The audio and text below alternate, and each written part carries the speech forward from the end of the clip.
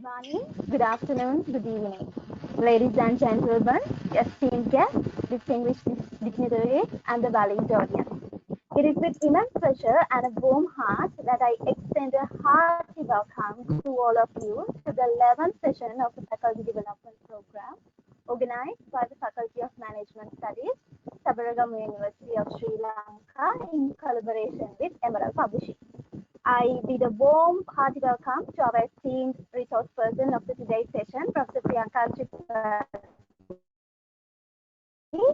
Associate Professor, Department of Humanities and Social Sciences, Indian Institute of Technology, Patna, India. You are warmly welcome, madam, today to the session. With gratitude, I would like to warmly welcome Ms. Sangeeta Menon, Chairperson of the Faculty Development Program, Emerald Publishing, and Ms. Disha Laknapal, the Chief Organizer of the Faculty Development Program, Emerald Publishing. Further, let me welcome Ms. Shanika Ratnasuri, Secretary of the Faculty Development Program, and Ms. Vimsa Vijayaratna, the Assistant Secretary of the Faculty Development Program. In addition, I would also like to extend a warm welcome to all the distinguished participants from Sabaragamu University of Sri Lanka and Emerald Publishing. Your presence here reflects your commitment to the pursuit of knowledge and continuous learning.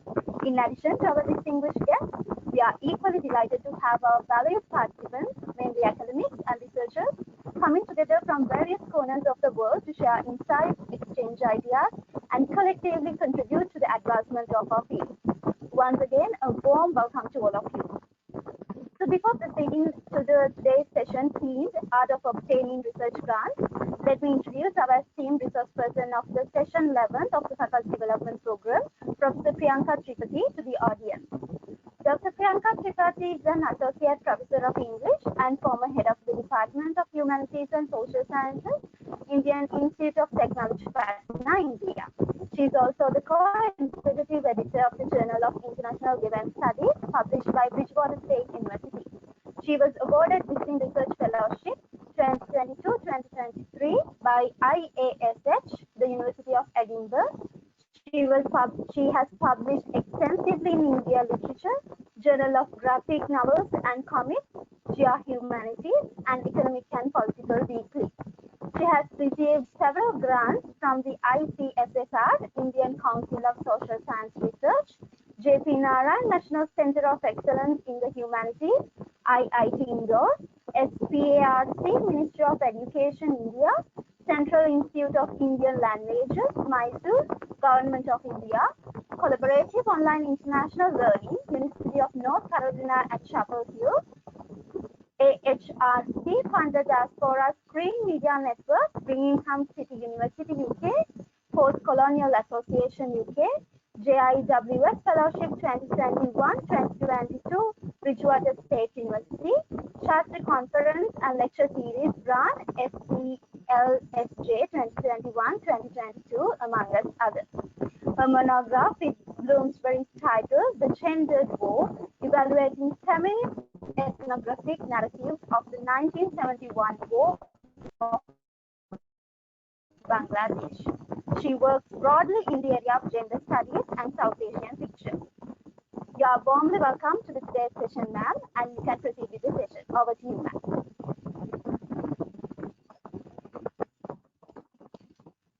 Thank you so much, Kaushalyani, for that introduction. And because it takes a lot of effort to climb ladders of promotion, I'm an associate professor. I just wanted to say soon to be due for my professor. So I think that is a one correction I would like to make. I'm very, very thankful to Sabaragamu University of Sri Lanka and Emerald Publishing, and also to my friends on both sides who thought that I would be an appropriate person to take up this talk on research grants. I will particularly, I hope my slide is visible. Yes, ma'am, it's visible. Yes. So I'm going to talk about the art of obtaining research grant, and I thought it was a wonderful thing to talk about because in my tenure in teaching for a long time, I realized that this was something I picked up very late because I just did not know how to go about it. And therefore, it was a very important topic of discussion to all the earlier career academics that I was meeting, or either virtually or otherwise. So I will primarily talk about an important funding agency in the context of India, which is ICSSR, Indian Council of Social Science Research, but it pretty much is equivalent to all other kinds of research grants you apply for. The fundamental base of the grant remains the same. So if you see ICSSR, it talks about social science research and projects that administer grants to institutions and individuals. And why I take it up, because whenever you think of applying to any kind of grant, you will find that there are vision, there is aim and scope of that particular grant that you have to align your project with. And therefore, it's important to go to the homepage of the grant you are applying for and look into when it was established, what are its basic principles of operations, who do they disseminate their projects for, and what is the core motive. So if there is an availability of the last year results or something like that, you must always go into, if you see ICSSR, these are some of the points that they take up. Something like progress of social science research, research programs and projects which are around social science, where social science is promoted and adopt special measures for development, financial support, of course, that is what grants are for. So you see that primarily it's about that. And the last point, which is the most important of it all, is that it becomes a kind of a background work into policy making, where the research that a person or an institution or an individual does is around advising the government of India on all matters pertaining to social science research. So that is what is the basis of ICSSR. Now, in terms of how this proposals are written, these are some of the points. I talk about title, I talk about introduction, I take up literature review, gap areas, aims and objectives, methodology, scope of research, outline and timetable. So these are some of the broad areas where I will touch. So primarily, if I look into the presentation, I will talk the theoretical part of it, and then I will take up some examples from my own field work, and then discuss that as a kind of a case study. So if let me just minimize it. I don't know how it will come. What happened, ma'am? I think I just wanted to minimize. It's coming over there, this screen. Then you can just, there is an orange arrow. If you just click on the arrow, it will go inside. Your control panel will just go inside. Yeah, okay. So why am I not getting the escape thing? Go to the, wait, I think I have, wait, control panel, okay, yeah. Okay, I don't know, something I've done which, I can see your screen. My slides have gone. No, we can see it. It's on the research projects. Yeah. Yes. So there are two kinds of projects that you can apply for. So similarly, like I said, you have to go on the call for projects, and you have to see which category you want to apply your research for. So in the case of ICSSR, you have major category of project and minor. Now you must also remember at this point of time that this division can also be theme based in different institutions where you are applying your project from. Say, for example, if you go to a particular project institution which is called IKS, which is Indian Knowledge System, you will find that they have theme-based division.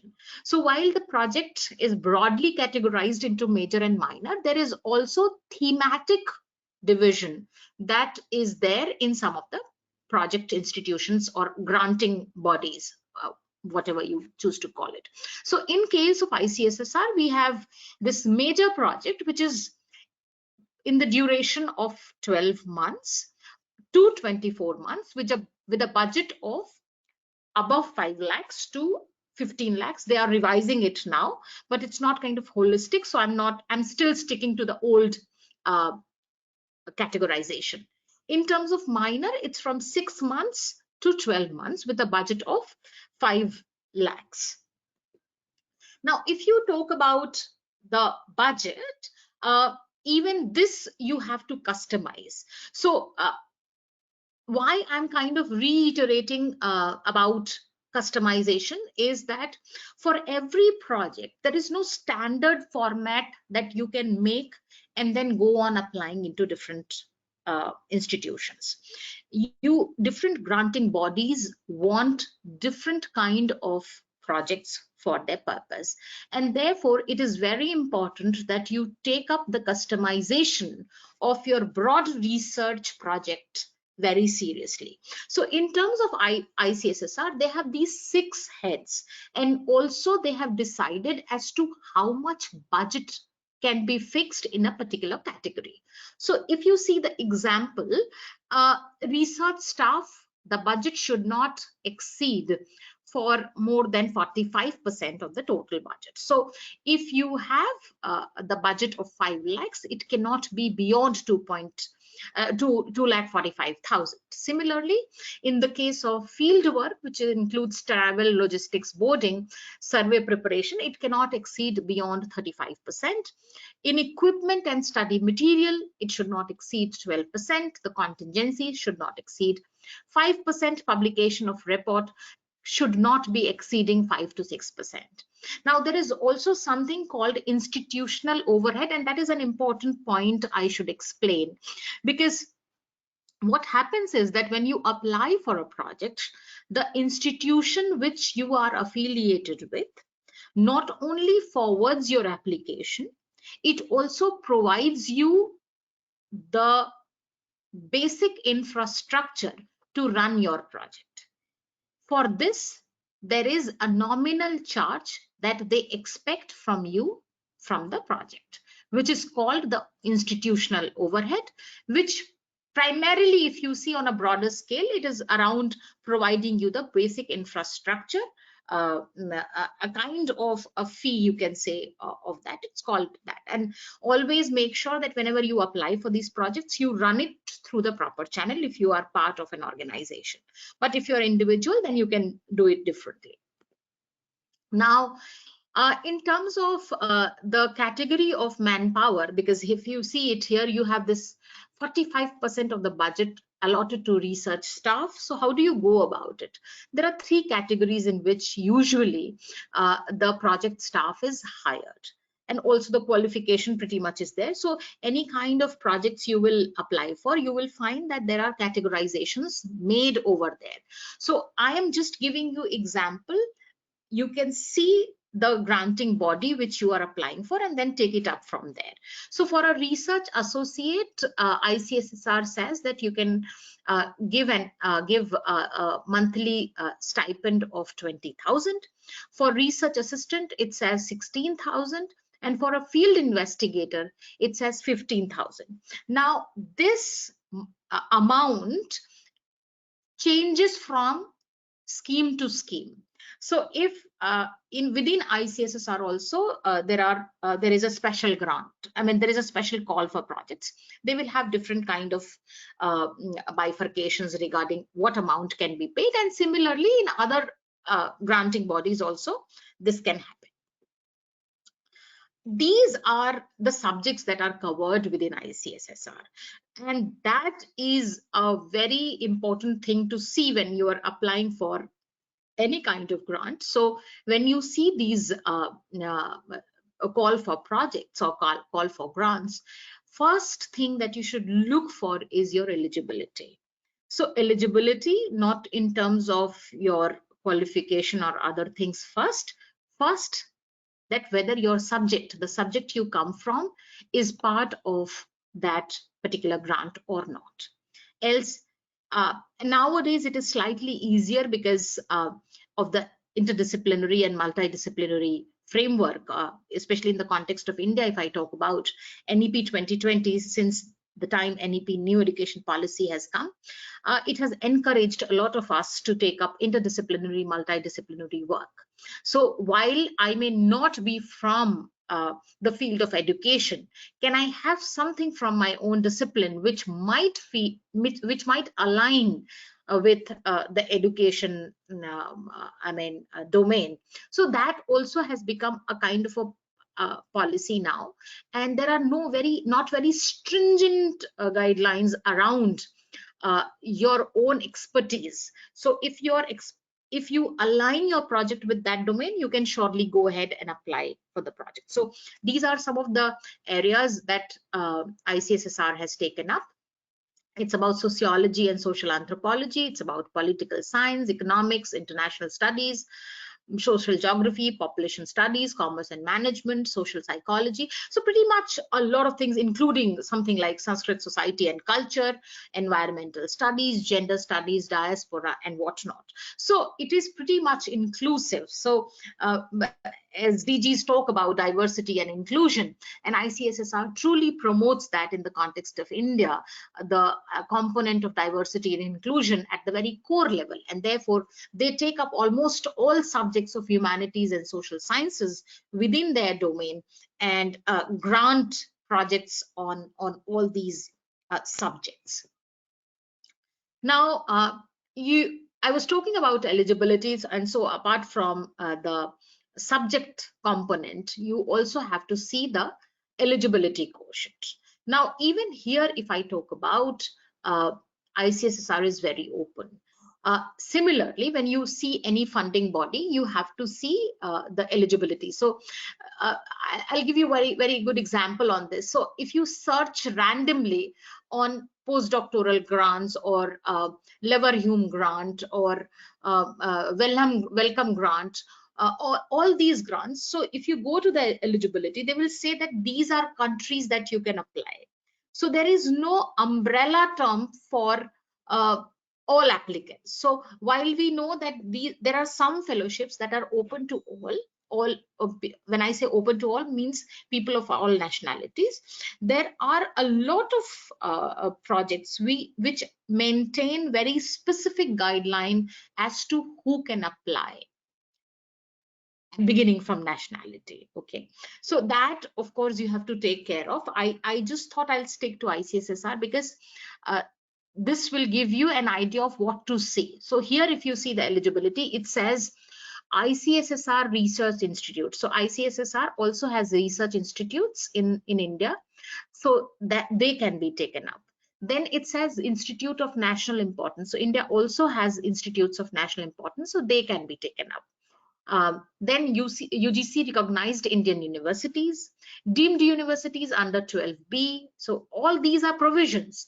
Registered organizations with established research and academic standing may collaborate with any of the above mentioned institutions for implementation of the study and may form a joint team consisting of project director, co-project director. So if you are, they call it, usually we call it project investigator, but ICSSR likes to call it project director and co-project director. So you can also do that. So professional social scientists who are regularly employed or retired as faculty, research institutes and possessing a PhD and demonstrable research experience through publications of books, research papers, reports. So all this, and then senior government and defense officers not less than 25 years of regular service and persons with proven social science expertise possessing a PhD degree or equivalent research work in any social sciences discipline and demonstrable research experience through publications of books, research reports, research papers and reports. So primarily, if you look at all these 7 points mentioned in the eligibility criteria, you know that even here the inclusivity quotient has been taken care of, which means that pretty much anyone who has some kind of institutional backing and interest and expertise to do a particular project can at least compete for that project, can apply for that project. some ways through how you can apply through an advertisement on ICSSR website, and if required in print media. So now, in fact, once ICSSR advertises for a call for projects, I think there are so many other websites that take up that you can apply for this grant, you can apply for this grant, something like that. And one online application includes research proposal format given in the application form. So the moment you you log in and you open, you will find that there is a particular proposal format which is given, of which I'll talk about in some time. Earlier, and I don't know when it can happen again, there was a provision for the hard copy to be received by the ICSSR within 10 days. Now they have withdrawn that now in none of the proposals I come across this kind of a mandate. But you have to see which funding body you are applying to and what is their provision. So I know that in Indo-Shastri also, you can just apply online. But ICHR, which is Indian Council of Historical Research, they want the project to reach, the project proposal to reach, the application form to reach. So it depends, like you have to read all these points very carefully. They may look like very simple points, but sometimes we just forget these important aspects and miss out on opportunities that are very important. The next part of ICSSR is that you can also write in English and Hindi both. So in many of the projects, we come across the limitation of language, where only English is, in English you can write, but in ICSSR you can write in Hindi. So you look for those kind of aspects related to which language you can communicate. And you know that in the context of India is a diverse country where there's no one language which is prominent. In fact, there are so many languages, and therefore English was one of the languages that was used. But over a period of time, because Hindi is spoken by a majority of people, they have also taken up Hindi as one of the languages in which you can write your research proposal. Usually, one applicant can apply only once under a particular research project scheme.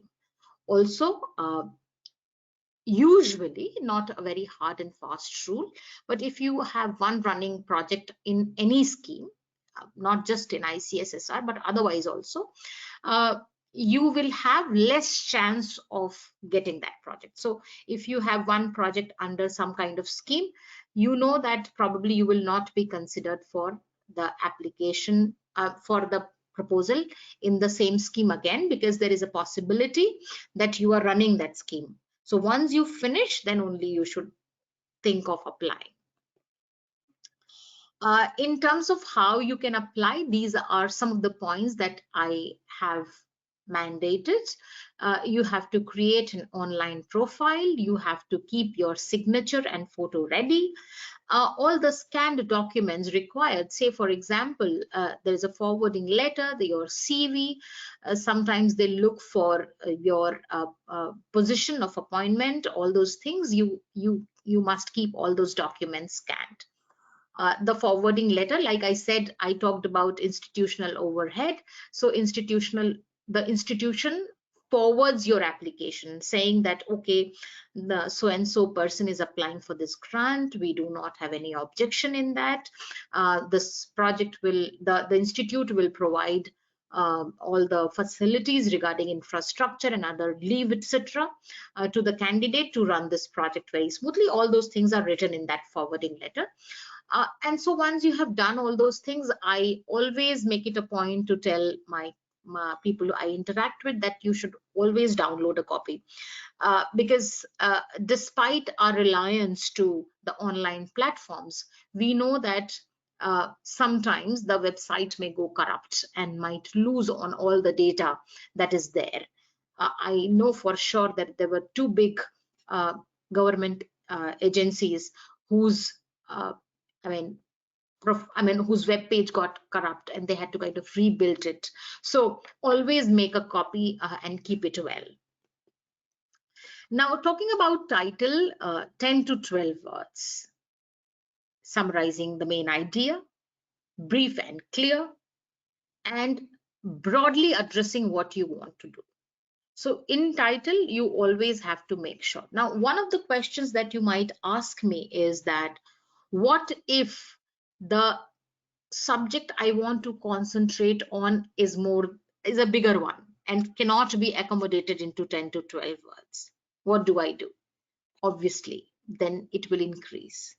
Say, for example, you are talking about this scheme of midday meal scheme. So midday meal scheme in itself is 4 words. So then you should see that the title is very small. Now, the title should also exactly indicate what you are going to do. You cannot just say evaluation of midday meal scheme. Like, evaluation in terms of which thread are you identifying? Is it in terms of nourishment? Is it in terms of how many people are getting it? Is it in terms of how many girl students are participating within the midday meal scheme? Is it talking about health and hygiene? So what is your criteria of focus? That should be very clear in the title itself, the aim of the project you are applying for. The second part, which is also the introduction and rationale and all those things about your project, you have to, from the very beginning, talk about your hypothesis. This project aims to do this, so that the person who is evaluating your project does not have to go deep down and look for, okay, what is this person trying to do? The very first paragraph or the very first or second line should clearly say the aim of the project, your hypothesis. And then why did you arrive at that hypothesis should be the introduction of your topic. And then once you introduce, you set the right kind of context and background to the topic chosen. You also tell the reader about the research you plan to carry out. Why are you doing this? What is your rationale for doing this? And also why this research is important. What is it that is different from already existing body of work, and why do you think that you want to take it up? Now, whether it is a research paper or a research thesis or a project or a conference, there is a little bit of difference in all. And that is the difference that I want to point out. While conferences may be very inclusive in nature, slightly bigger in terms of their focus, the projects are very narrow. You might, if you take up a very ambitious project within a tenure of 1 to 2 years, you know that it is not possible to do that, or very difficult, because it's not that that's the only project you are doing. You are simultaneously teaching, you are simultaneously researching, you are attending meetings, you are filling attendance and whatnot. So there are a lot of work that you have taken up, and therefore it's not possible to kind of go through everything in one go. So if you have a very broad picture of what you want to do as a project, my suggestion is that always, cut it into bite-sized pieces so that you can chew it properly. And therefore, narrowing your topic is one of the things that you should do. So when you have narrowed down your topic, you read the existing material and select papers accordingly. Papers, and when I say papers, not just papers, but also the books. I primarily say papers because in papers, you can go from newest to oldest. The book, maybe something has been published in 1999 and is still very relevant. But how do you come across something which is very contemporary on your research? So it's usually through papers that you can do that. Then you have to read and organize the selected papers by looking for patterns and developing subtopics. And on the basis of that, you develop a purpose statement and write the paper and review your work. in this context, if there is already existing work which is very significant, then you have to identify within that a gap area that you can address. For that, you have to set out a very clear aim and accordingly frame objectives to that particular proposal. Now, in terms of the kind of research that you can write, you have many. You have quantitative, qualitative, descriptive, analytical, applied, fundamental, exploratory, conclusive, survey-based research, case studies. So all these are part of different kind of researches that you can think of. And when I say all these researches, there is no watertight compartmentalization that I think of. There can always be an overlap. So while I sort out these categories of research, I must make sure that in most of the cases, there is an overlap and a combination made of which research is going to be what. Formatting. Now, in terms of references and bibliography we think that we can just write any random stuff and get away with it. However, in the current times, the references or the bibliography part or the formatting of the proposal is extremely crucial. So if you are choosing to write Times New Roman, just choose that, because sometimes I have come across proposals half written in Calibri, pasted in Times New Roman, half written in Book Antica. So those things cannot work. And you also, in terms of font size, there has to be consistency. So if your headings are 14, let them all be 14. And if your body of the proposal is 12, let that be 12. It cannot oscillate between 10, 12, 14, 11, whatever comes to your rescue at that point of time while you're writing. Now, final format, if you see, these are some of the headings. When you open the ICSSR website, you will find that these are the headings of the application form and what all you need. So this is one example. Of course, in the same way, you have to go into the funding bodies you are applying for and look for the format over there. And also, if there is a word limit, please adhere to that, because in most of the cases, there is a word limit. So the title of the project proposal, like I said, 10 to 12 words, maximum you can go for 15 words. There is an abstract, which is 200 words. There is introduction of the proposed study, which is about 400. Major works, research works reviewed, the international and national, approximately 400 words. Now here I will tell you something. So what you do is that you writing the complete list is slightly difficult, because if you write the complete volume, this, that, then it becomes that it will take up your words, and everything has to be written in 400 words. So I suggest you write the author name and the year, and that should suffice. In my opinion, that kind of curtails your word limit, and you are in a position to incorporate more work. So that I think you have to take into account. The fifth point is that of identifying the research gap, which is around 300 words. You have to write on the basis of those research gap that, okay, this is the objective of my study, major research question or hypothesis, which is about 150 to 200 words. Proposed methodology for the research work, which is about 400 words. Innovation path-breaking aspects of the proposed research, approximately 300 words. Proposed outcomes such as papers in journals, edited book, policy papers, document, etc., 300 words. Any new data to be generated where data deficiency is felt, about 100 and 150 words. A relevance of the proposed study for policy making, approximately 200 words. Relevance of the proposed study for society, approximately 200 words. Milestones, the timeline, how, in which quarter you're going to do what, approximately 200 words. And of course, the budget you have proposed in each head. Why have you chosen to propose what, in about 30 words. So you know that this is the format in which you have to apply for a ICSSR project. Similarly, if you apply for any other grant, you have to see the word limit, the formatting, what are the headings that they are asking for, and prepare the document accordingly.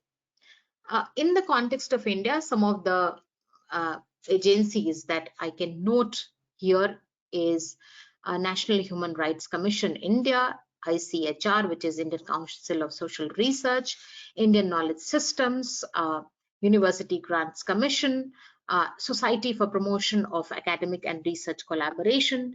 There is also DST that has come up with some scheme. There is also GIA and Gyan.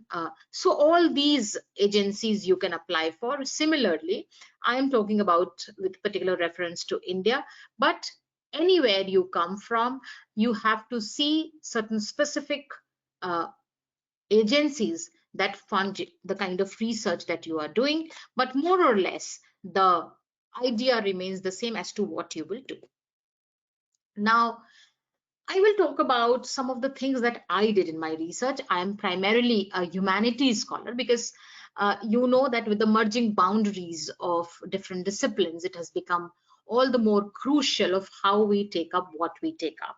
So in terms of content, I will touch upon which research method and research methodology you should be using, and what is it that falls within the domain of qualitative research, because I'm not somebody who can do quantitative research. I am a humanities scholar, but I do social science, and therefore my quantitative is also through the qualitative research. So ethnographic research, both are, what are the advantages and disadvantages, and some of the case studies I'll talk about. So when you talk about what is research, you know that it's especially identifying new facts in any branch of knowledge. These new facts make you formulate your hypothesis and suggest how this hypothesis can be taken into an action plan. Once that action is taken up, you know that you discover something new. That's pretty much what research is all about. When you discover something new that has not been done, you know that it can add to the existing thread of knowledge.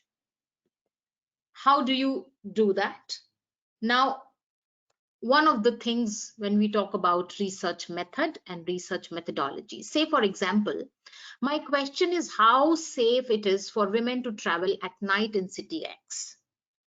The research methodology includes qualitative and quantitative approach, which is a mixed method approach. And research method will include surveys, description, interviews, and observation. In qualitative research, there is non-numerical data, text, video, audio, all these things. However, in quantitative, you have numerical data. You exactly come to the pinpoint the numbers and make predictions around that. So in mixed method, we take into account both this qualitative and quantitative research and go about it. In terms of qualitative research, these are some of the ways in which you can conduct your research. You can have observations, which is a kind of an analysis of the existing data, one. And when you go to the field, what you hear, what you encounter in terms of field notes, all these things can be part of it. Like what you see beyond what you have recorded is also observation. Like if I go to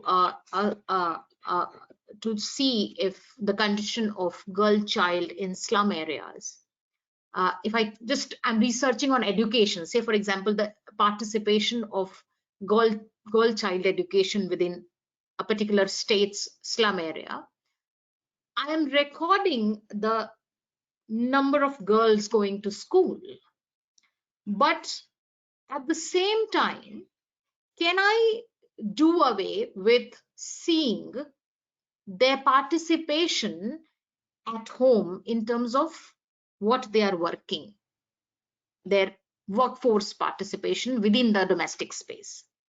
Can I close my eyes from the kind of clothes they are given to wear, the kind of food they eat, the kind of house they come from, the kind of water they drink? So all this will become part of my observation, and I'll record that.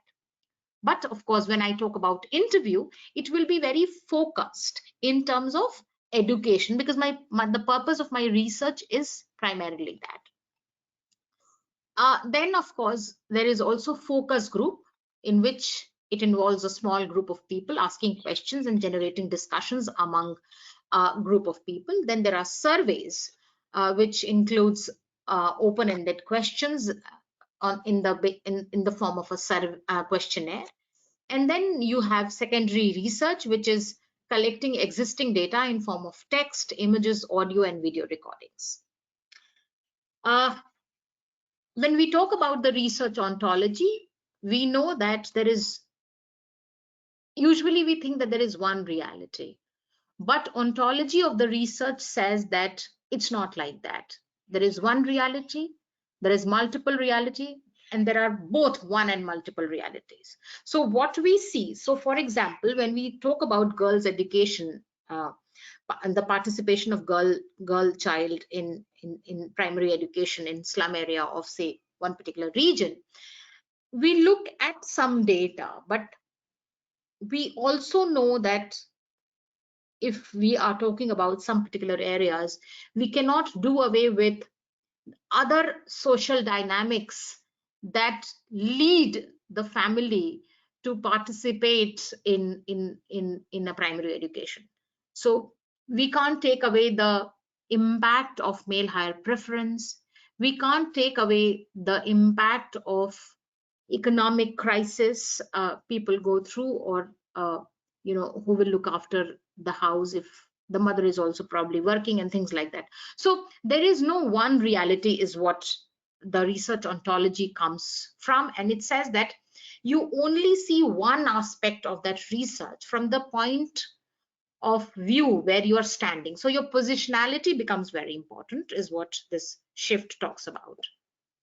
Similarly, the epistemology part of it within research says that knowledge can be measured. We measure it either in terms of quality or in terms of quantity. Both ways we measure it. We also interpret it, and therefore it can both be measured and interpreted depending on qualitative and quantitative data. So the nature of research can be on depending on the ontology and epistemology quotient both, can be positive, that of positivism, which is quantitative, something which is constructivism, which is qualitative, and sometimes it can also be both, which leads to pragmatism. This is again the emic and the etic perspective, which is from the within and beyond perspective in ethnographic research. We know that since the time Kimberley Crenshaw talked about the intersectionality component, beyond that intersectionality quotient, one of the theories that has been extremely important in terms of research is the question of position. And therefore, when we talk about the emic and etic perspective, we know that what is the insider outsider perspective and how do we see that is central to what we are seeing. There are four ways in which I can divide my ethnographic research. I can see it in terms of critical ethnographies. I can see it in terms of feminist ethnography. I can see it in terms of auto ethnography, and then also virtual ethnography or nethnography. When I go ahead, I see that the first thing that I do usually is choose the field site where I'll get my data from. And then depending on which site I have chosen, I start doing the field work. I target my participant and take up their observation beyond the specific interviews that I conduct. I take up site documents, field notes, and then once I am back, I analyze the data that I have taken up in tandem with all these, the questionnaire, the field notes, the site documents, the observation, all this, and then produce a report. So when I prepare a report, it's not independent of what I have observed. It pretty much includes even that. Limitations, yes, there are so many limitations. I talk about one of course is the position from which I like. It is important from which position I see, but that also becomes my limitation as to how I go about in terms of seeing a particular way of research. So how do you also verify the data that has been taken up? So the cross verification of validity and the absence of numerical data is also significant. And that's why when you run your writings through Grammarly, if at all you have used, you will find that whenever you use words like very, so, it says it's redundant, because once you say it's beautiful, it is beautiful. What is very beautiful? Very is very quantitative. So they say that this very, if it is numerically established, well and good, but if you add just very, it becomes very qualitative. So very, so for me, maybe 10 out of 10, getting a 6 is very, but for somebody 9.5 is not very. So that very is very qualitative, like that. So there is a difficulty in designing a research plan and determining a proper sample size owing to the limitation of time and availability of a huge population. Now, one of the things in Indian context is the element of population. So any amount of data you collect, it's problematic, because in a country which is more than 130 crores, what is the ideal sample size?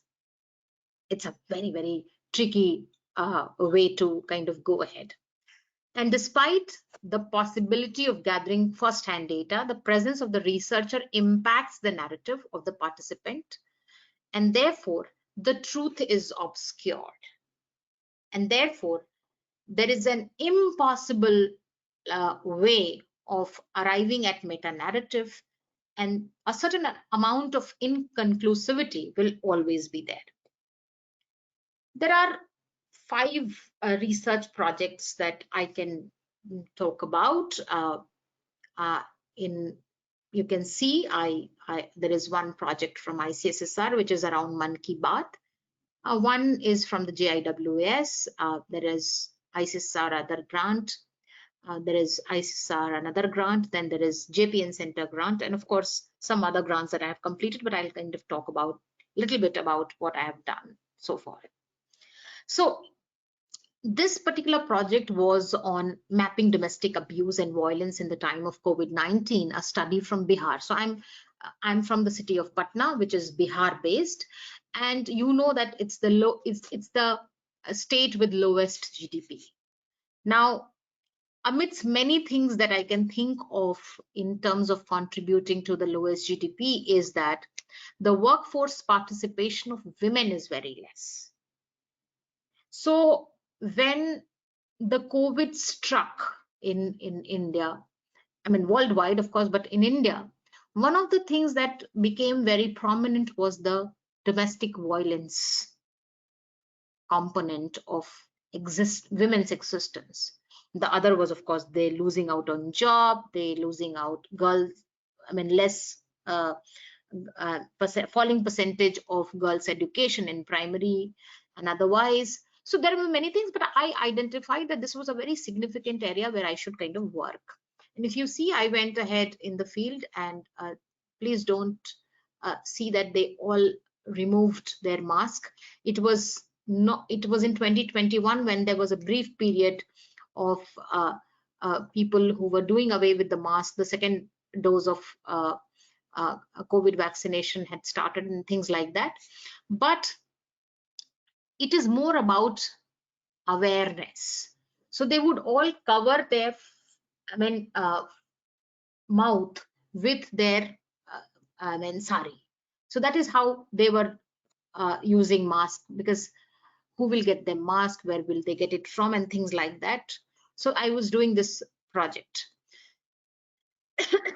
In this, the sample size for the study was 50 married women with an average of 36-year-old.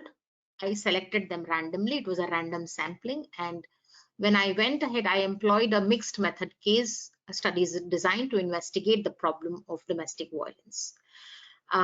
What I did is that I selected 3 states of Bihar, Patna, Muzaffarpur, and Samastipur.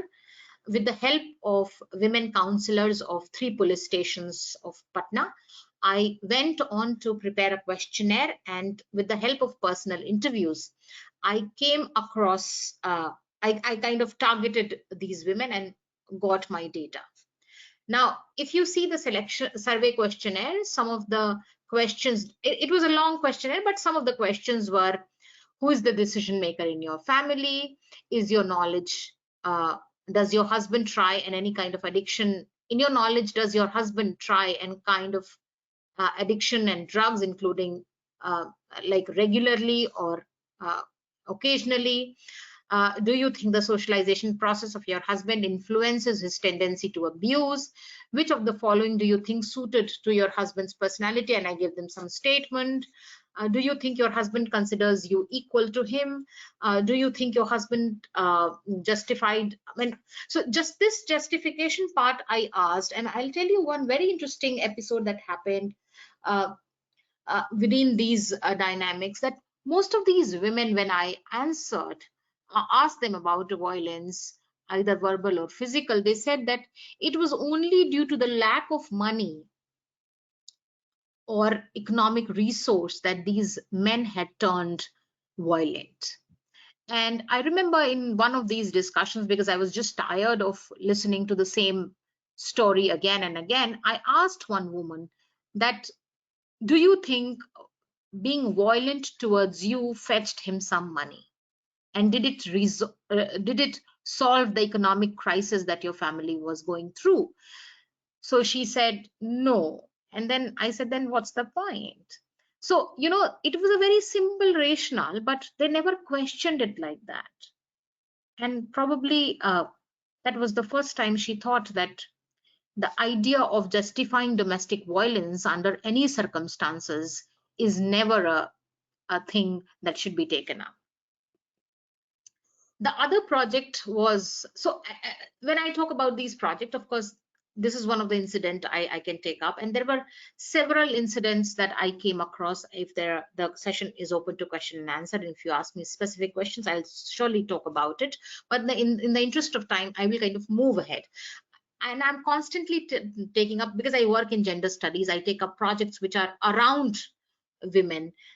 So there is immense amount of justification that is involved from the women's side, is what I came across in the questionnaire and observation of what when I asked them certain things. So even this particular project I took up on widows, which was around the invisible lives of Bastuhara Nari of Varanasi.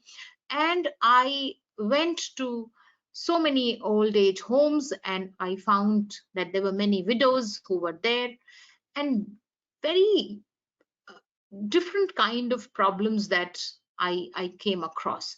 So if you see the 4th photo, which is of a woman, a thin woman wearing a blue suit, you will find that this woman had come from Rajasthan, and she consented for this interview, and we were taking up her observations. And I remember that when I started asking her around her story, I did take up the condition of Bastuhara Nari, which is the widows of Varanasi. But beyond that, I was very interested in how the digital aspect, the social media has, or the internet has helped in women finding their ways of rescuing themselves from domestic violence. So in COVID times, I remember there was this particular phenomena, that if you listen to a woman knocking her door 3 times and then pausing and then 3 times, it means that she is in some kind of problem, and that was a way of indicating that there is some kind of violence like that. So this woman told me that she was in the village of in a small village in Rajasthan, where there was no woman in the family since her mother-in-law had died earlier, and her husband committed suicide. So it was a family of a father-in-law, a younger brother-in-law, and the husband along with her and a kid. And so when the husband committed suicide, she became a kind of a victim of sexual violence, apart from verbal and social stigma that she was facing.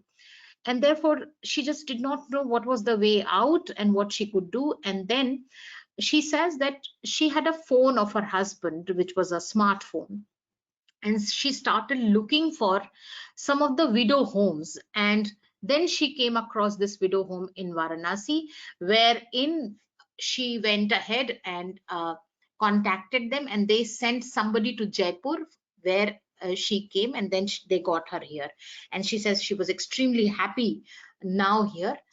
Life is not best, but it still is good enough to sustain her, because she works and she's young and she can contribute a lot to the widow home. So I felt it was a very interesting episode. She at no point of time tried to justify what was happening to her, but came out blatantly about her experience as a widow within the context of a small village in India.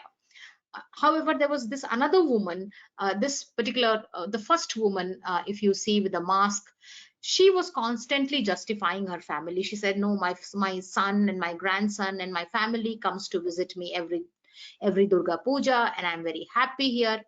And I felt that there was immense conditioning involved in terms of speaking anything against or speaking her heart out to anybody regarding uh, the whole family setup. She said but then I asked her a question as to why, uh, if her family is so fond of her, why is she here? Because in India, your family, your community is your social security. So it's very different from the Western countries, where the social security operates in a very individualistic fashion. In India, it's very much family oriented and community oriented. And therefore I thought I will ask her this question, though it was not part of my questionnaire. So and then of course she said that, yeah, they don't want to keep me and things like that. But in both these conditions, something I asked which was not part of my questionnaire but eventually becomes part of my field notes and research both. Dr. uh, Tripathi, yes. yes, I thought I'll just do a little time check with you. It's going to be Yes. almost 1:30, so we've got another 10 minutes Yes. so that we can have a few minutes for our question answer. All right. Sure, sure. Thank you so much. So these are some of the places which I kind of went ahead with. Similarly, in Man Ki Baat, the third project that I talk about, I went ahead with the mixed methodological approach. I started close reading of the translated manuscript, which was, I think, by the time I had done, it was about 105 episodes. So I did all that. And then based on the content analysis, I took up the Indian artistic and cultural heterogeneity and how that kind of is taken up through Man Ki Baat, and I developed a questionnaire based on that, and then I did a response analysis.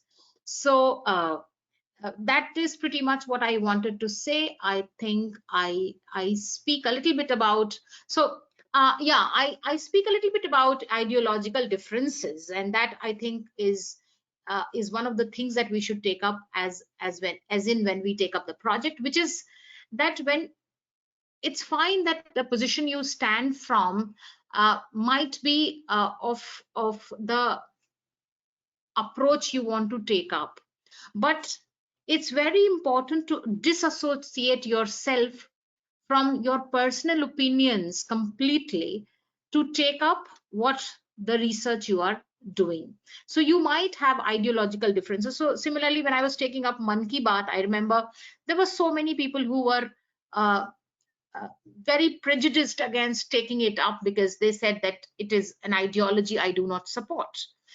They couldn't differentiate between the research that I was doing with the overall ideology of a political party. So sometimes you will also come across those situations within your research, and therefore in those times it is very important to demarcate that line wherein you clearly draw what is personal to you and what is professional, what is your research and what is your opinion. So sometimes when you are saying these kind of you are interviewing people, they might say something which is not in tandem with your own ideology, and therefore you have to be inclusive of that agenda as well when you are taking up. So I think that is pretty much what I wanted to say in terms of grant writing. If you have more questions, I will take it up. Thank you so much.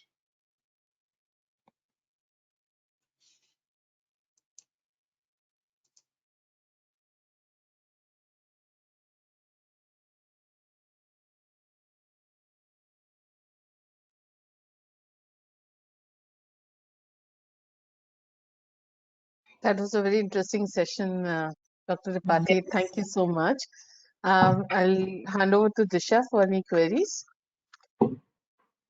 There are just too many queries. Let me begin by saying that a lot of people are requesting for your presentation. They want to know how, they're just such amazing words. Let me see how many questions we can take today. So the first thing I want to ask is, someone has asked that, I think this question came at the time where you were talking about ICSSR, the first grant that you were talking about. What is the timeline to apply for the grant? And is it around the year, or say just once in a year? Yeah, so I mean, there is a specific time that the notification comes out, and then probably within a month time or so, you have to apply. They usually have a lot of grants. Also, grants which involve two countries. So Indo-Thailand, Indo-Japan, Indo-Swiss, like that. So you have to see which one you want to take up. So if you have some kind of foreign collaborations, you can also pin down on that. So for example, Indo-Shastri, if you take up SICI, which I talked about, they take up the partnership between India and Canada. So if you are doing some research wherein you think that a field survey or a kind of collaboration with Canada would be useful, you can go ahead with SICI, which is Indo-Shastri Grant Institute. But in ICSSR also, there is immense amount of opportunity given to foreign partnership. Apart from that, they have special calls. So like if you see, one of the projects that I mentioned was on the digitizing and archiving of female deities in the Gangetic belt. So I realized that immense amount of work has happened on female deities in down south, if you talk about the tribal communities. But in terms of north, there was very less work. And therefore, when the special call for addressing the tribal culture of India came, I thought it would be very interesting to take up work from, say, undivided Bihar, which has a very strong presence of female deity within the Jharkhand region. There was this in Bengal, we had Purulia and Mednipur and all those places where I can take up female deities.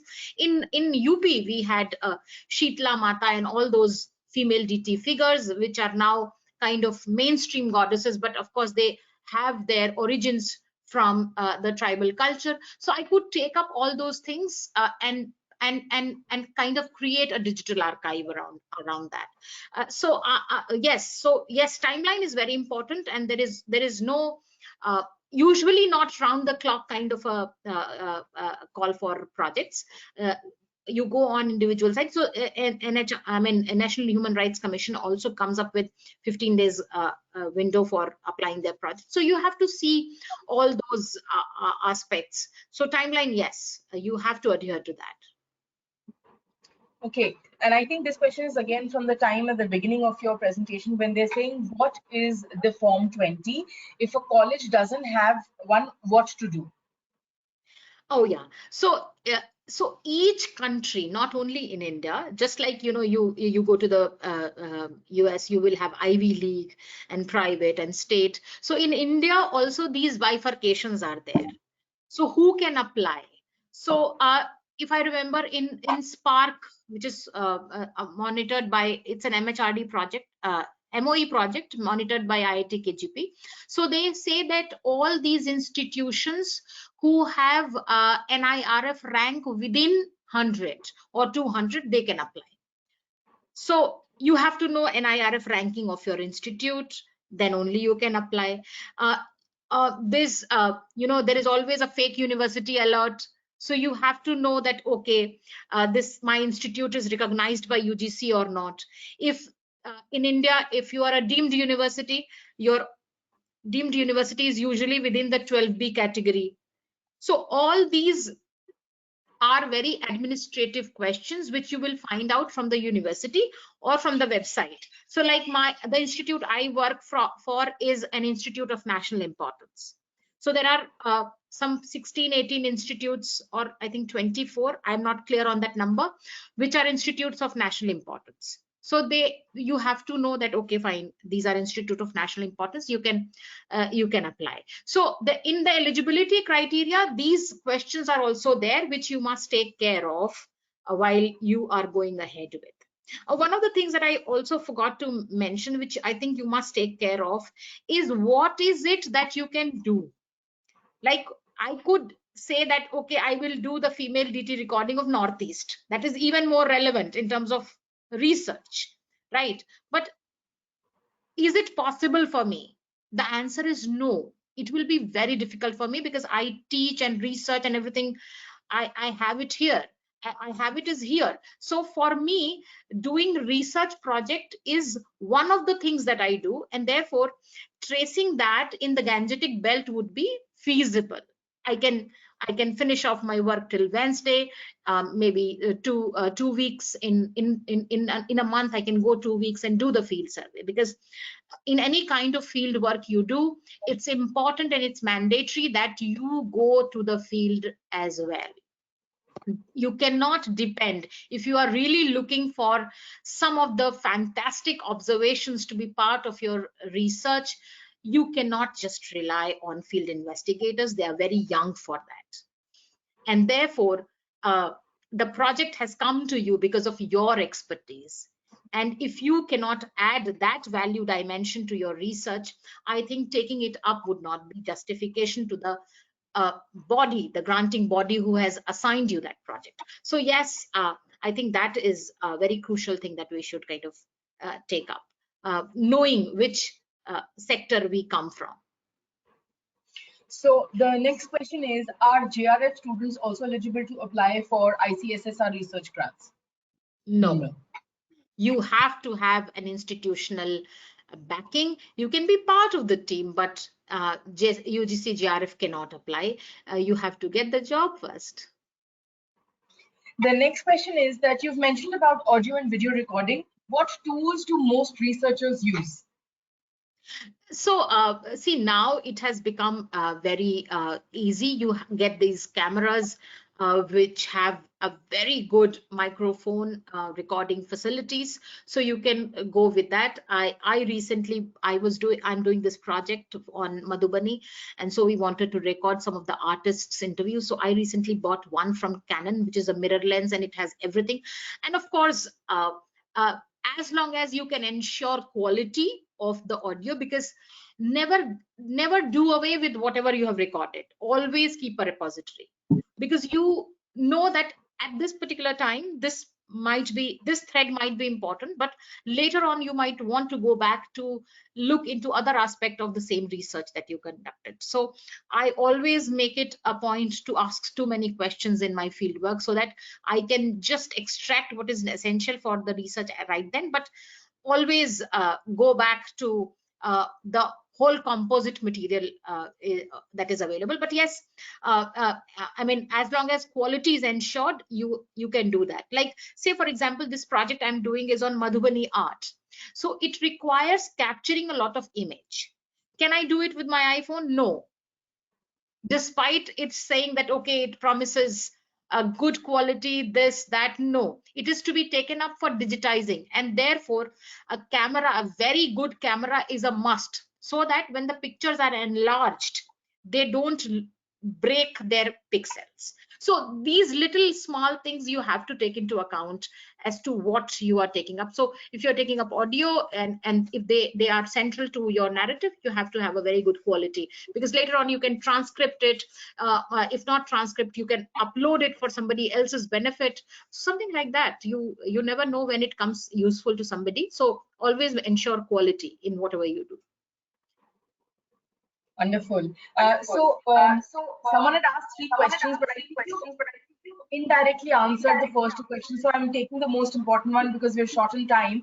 They're saying that my institute is not eligible, but when I'm collaborating with an eligible institute, can I still be the project director? No, the project director has to have a PhD, number 1, and should come from one of these institutes, number 2. So if you are not a PhD, you can be co-PI, co-project director, co-PD, and you can collaborate, but you cannot be PD. Okay. In case So of ICSSR, so that I must mention.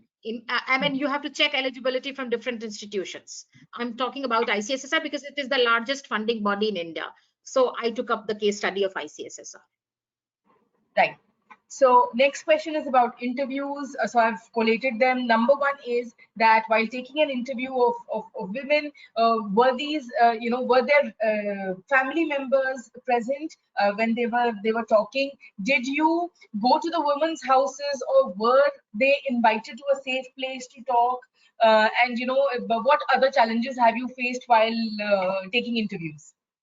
Yeah, so this is a very interesting question. So I had hired a project associate. So we decided that we'll go, and she was a young girl, and she said, "Oh, ma'am, I think we will go ahead and have some 10 interviews in one day. So why are you planning these 3 days trip?" So in first go, I had planned 3 days of visit to one of the villages in the Samastipur district. So I said, no, I don't think we can manage 10, but because she was young, she has just completed her postgrad, and she thought how much these 20 questions will take.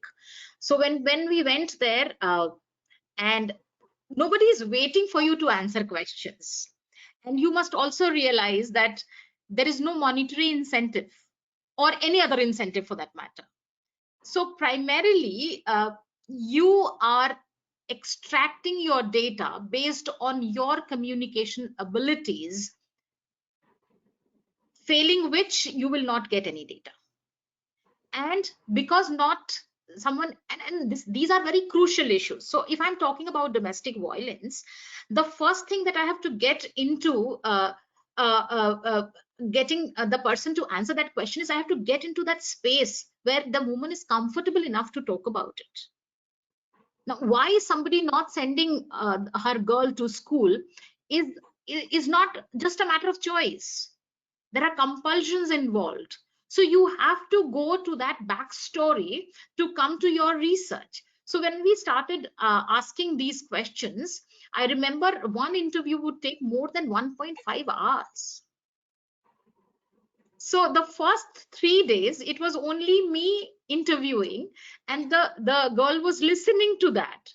And then she said in the next interview, "Ma'am, do you think I should also take up? Because in this way, we are not managing more than 4 in a day."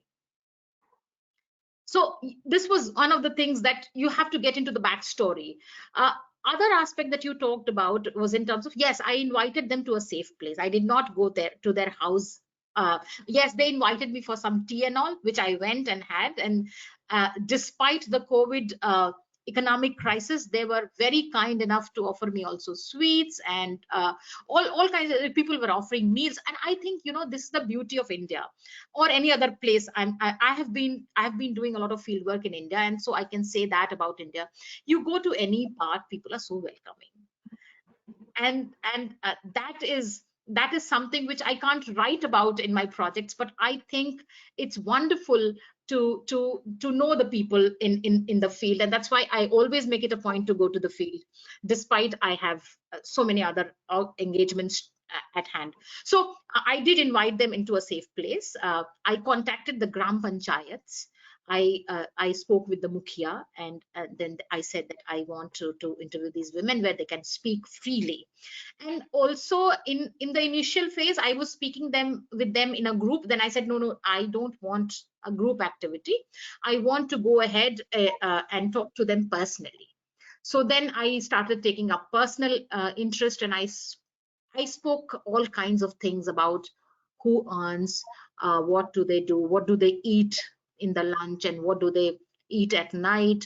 Why do you think, which grain is this side coming, what plant is this? So many questions before you actually come to say that this is the research I'm doing. Do you think you'll be comfortable asking some questions? Because when you talk about domestic violence, you also touch upon questions that are uncomfortable. So that sensitivity, any researcher who goes to the field should always have. That while for you it's just the data, for them it's their life. Yeah. So be very sensitive. So those difficulties of negotiating within that space of personal and professional, you have to get your work done, but at the same time you have limited resources, limited time. How do you do that? That becomes very challenging, and therefore striking a balance within that space is something that becomes very crucial when you go to the field. So I think difficulties surely are there. When I remember I went to Varanasi with two of my students, and the temperature was somewhere around 47, 46, and we were walking. We collapsed almost. So it was only for those two students I could manage the field work completely. So yes, having an amazing supporting staff always helps. And what better than young students who can be part and party to your research project. So always I make it a point to have more and more people, because at some point of time when I am not, while I'm providing them enough guidance, they also provide me enough motivation. So that is how the teamwork kind of pans out in research. With that, I have to say, I just realized that we are all girls panel today with us, and Shanika and Kaushalyani, all of us are women. I'm very happy with that. But ma'am, there are about 20 questions more where people are asking to collaborate with you. If you would be kind enough, I am sure people can look for you on LinkedIn, connect with you. If you'd love to share your email ID, if someone, if they have further questions, they can write to you. I'm sure. Yes, any point of time, please feel free to write to me. My email ID is on IIT Patna website. It's otherwise Priyanka Tripathi @theitp.ac.in. It's very simple, and I'm very much there on all kinds of social media sites. So you can connect me over there. I have absolutely no qualms in connecting with you. And if I can help you in any which way, any one of you, there are more than 100 participants that I see. If there is any way in which way I can help you, I will be more than happy to do that. So please feel free to share my email ID. Absolutely, I've done that. And Miss Shanika, please move forward with the vote of thanks. Thank you.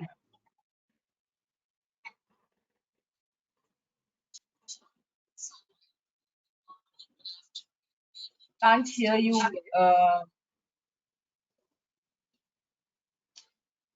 Disha, am I audible? Yeah, now you're audible. Okay. So thank you, Disha. So good morning, good afternoon, and good evening to the distinguished guest and the respected audience. So it's my privilege to have been asked to propose the vote of thanks on behalf of the Faculty of Management Studies, Sabaragamu University of Sri Lanka, in collaboration with Emerald Publishing for the successful completion of the 11th session of the Faculty Development Program 2023. So first and foremost, I would like to express my heartfelt thanks to the main speaker of today's session, Professor Priyanka Tripathi from the Indian Institute of Technology, Patna, India. May we witness an inspiring and enlightening session. Said, I would like to express my profound gratitude to the Faculty of Management Studies, Sabaragama University of Sri Lanka, headed by Professor Athura Jnanapala. Further, I would like to express my sincere gratitude to Professor M.S.M. Aslam, Chairman of the Research and Publication Unit, Faculty of Management Studies, for his unconditional support in making this program a success. Then I would like to express our sense of obligation to Professor Jayanta Miss Shanika, if you can just come a little closer to the mic, I think it's the way. Yeah. Is it okay now? Yeah. Miss Disha, is it okay? Yes, it's okay. Yes, it's okay.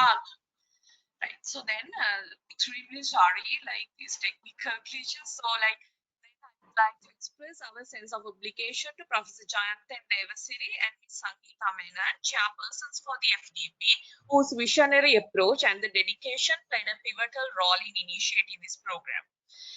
Then, a special word of thanks goes to Ms. Disha Lakhanpal, Chief Organizer of the FDP, Emerald Publishing, for her collaboration in organizing this remarkable session. Then, my deepest gratitude goes to the organizing committee, particularly to Ms. Kaushalyani Ruandika, Coordinating Secretary of the FDP 2023, and Ms. Dikuthum Cheratna, Assistant Secretary, who meticulously planned and executed every aspect of this faculty development program. Finally, I would like to sincerely thank the audience, including academics, researchers, industry participants, research students, and our exclusive media partners for their active participation. Hope you all join us for the FDP session 12, which will be the last session of this entire FDP on how to get your journal indexed in top-tier indices by Professor Sumit Narula, Director, MIT School of Communication. So see you all with our session. Sunday evening. Thank you very much. Thank you, Ms. Shanika. Thank you so much, Dr. Tripathi. Thank you, Sangeeta, for being here, and as well as Ms. Kaushalyani as well. Thank you so much, everybody. I think I'm particularly thankful to Sangeeta and Devasri, and of course to Disha for wonderfully conducting this. And I look forward to emails that talk about their queries. Thank you so much, everybody. Thank Thank you. you, Dr. Thank you. Tripathi. All right. Thank you. Bye. Bye-bye. Bye, everyone.